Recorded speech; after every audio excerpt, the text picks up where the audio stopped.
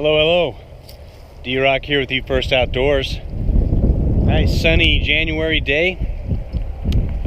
Today I'm going to demonstrate how to cross a river safely. So, I'm in the Virgin River Gorge, and this is obviously the Virgin River. So I'm going to take a few minutes and step by step show you how to get across a river safely. So let's go get some. You're hearing traffic. The river runs parallel to the interstate, so nothing I can do about that. Apologies.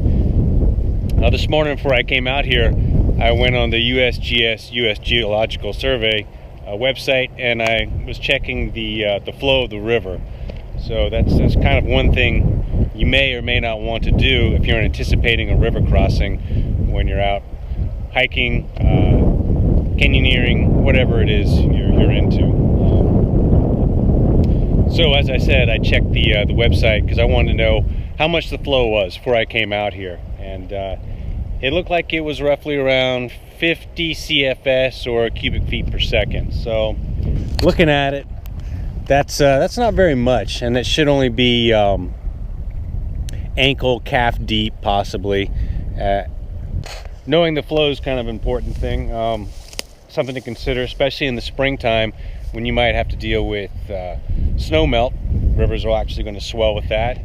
The USGS was reporting that today this river, the Virgin River here in the gorge, was at right around 50 CFS. So as I said, ankle, calf deep maybe. And if you kind of extrapolate that and you go up to, you're seeing 150 CFS, then that's more than likely probably about waist deep on a person my size, which is right around 5'10" or so. Now when you first come to a river, you want to have a good long look. See what's in front of you. And if you have to, obviously going down right here is not the best. So if I look a little farther down, I can see I could probably get down, or as I already know, there's a trail that goes down here. However, if it's not an overgrown, then some parts of the river may be faster, and you kind of want to avoid that. So walk the river a little bit. Look for a slower section. It's just safer that way. So where I was just standing, it was a straight drop off and not ideal.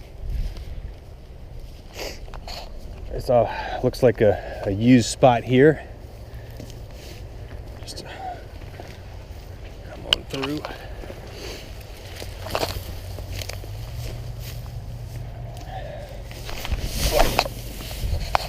Man down. And this is a kind of a steep spot too. However, this looks a little more doable than right down there. So I'm going to intend to cross here. So the first thing I'm going to do is I'm going to take my boots off and I'm going to change into sandals. So if you're out and you're anticipating crossing river, it's a good idea. It's an excellent idea to either bring some sandals or some water shoes. They're light and it's not that much extra weight in the pack, because you never want to cross with just your feet, just your bare feet. Horrible idea. You could slice your foot open. It's just, a lot of things can happen. So it's always best to have some type of footwear, whether it be sandals or a water shoe, before you attempt to cross. Okay, the boots are off. What I'm going to do now is just tie them together. Just an overhand, just like that. Now what I'm going to do with that is I'm going to put them over my neck, like that, before I cross. Pants are rolled up. Now I put my pack on. Now when you put your pack on, you're not going to want to clip your hip belts or your sternum strap. Don't clip them. You want to leave them undone, and you actually want to loosen your shoulder straps. This way, if you fall in the river, you can get out of the pack really easy. That's why you don't want to have them clipped. So, always make sure your hip belt and your sternum strap are not clipped in. and that you've actually loosened your shoulder straps. As I just said, if you take a fall, you get underwater, you can get out of the pack quickly. Good idea to have a stick. A couple of sticks to navigate through the river, feel the bottom. Excellent idea. I brought one with me. Better to have two. Okay, as I said, I'm going to take the boots. I'm just going to go around my neck like that. Real simple. They just stay right there, right around your neck. Get across the river. Boots are dry, unless you fall, and they float down the river. Now I should also mention, it's never a good idea to tie a rope around you as you cross a river with someone holding the rope.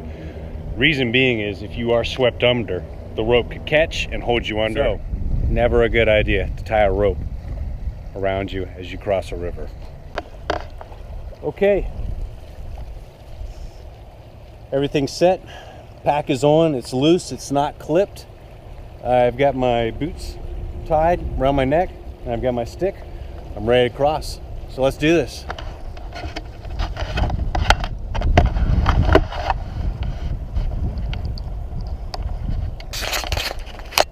All right, it's obviously a steep drop right there.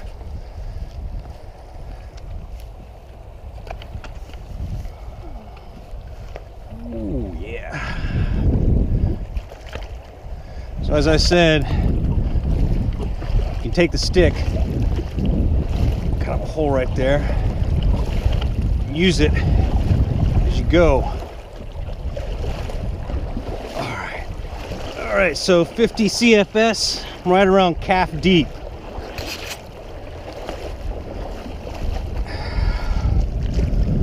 Whoa. Okay. Oh. That is some cold water. Whew. All right. And that's how you cross a river. Pretty easy. Done correctly, pretty safe. All right, I found a nice little dry patch so I can change back to my boots.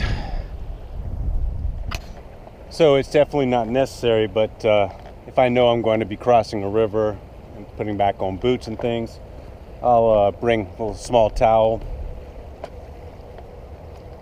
because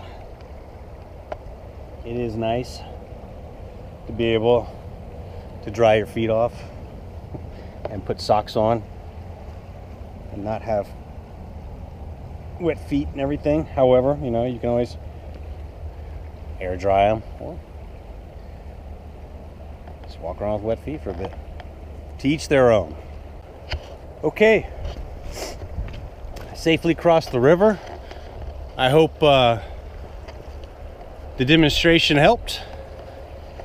Appreciate you watching. Stay safe out there. D-Rock out. We'll see you next time.